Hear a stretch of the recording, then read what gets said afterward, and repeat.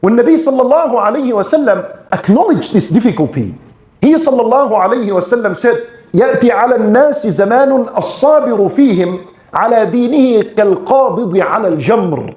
And Nabi sallallahu alayhi wa sallam, he said, there will come a time upon mankind that the one who is patient upon his religion, is upholding his religion, is like a person holding on a hot coal. You know, al-jamra, the coal, if you heat it up, it becomes really hot. And if you were to hold it, automatically you'll remove your hand from it due to the intense heat it's producing. Nabi sallallahu alayhi wa sallam said that times will come in where the patient person upon his salat, upon his hijab, upon Ramadan, upon upholding the commands of Allah and keeping away from the haram, will be like a person holding onto a hot coal. You know how difficult it is to just close your eyes and say, I'm going to bear the pain and hold this coal and I don't care what happens. The one who holds onto his deen is going to feel immense pain and immense pressure, just like a person who's holding onto a real coal. Well, this is the words of the Nabi sallallahu alayhi wa sallam. And how true is this in a time like this time?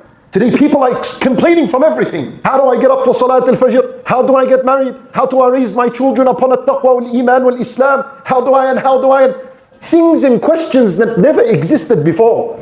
You know, for example, we're going, bi-idhnillahi ta'ala, we ask Allah Azza wa Jal to give us life, to live until Ramadan and after Ramadan. But you know, after Ramadan, what are the main topics that the lecturers and the speakers talk about? What are the main topics after Ramadan? Anyone know? Can anyone just give me a guess? How to continue what you Ahsant, here it is, there it is. The main topic that is always advertised after Ramadan, how to remain steadfast after Ramadan. Do you know this question didn't exist among the companions? It did not exist.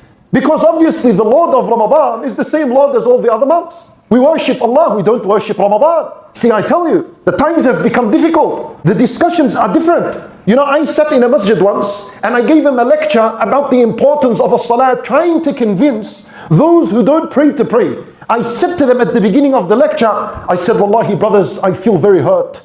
I feel very sad. I feel very sad. Imagine the Nabi sallallahu alayhi wa sallam entered among us and he said to us, what are you speaking to them about? And I tell him, Ya Rasulullah, I'm convincing the ummah of ours 1,400 years after your death that they pray. What is he going to say? He's going to say, are you still up to that? We would have thought by this time we would have conquered the world when Islam has spread all over. And at the same time, this topic is very important because many of the youth, and I consider the greatest problem among the youth is that they don't pray. The vast majority of them do not pray.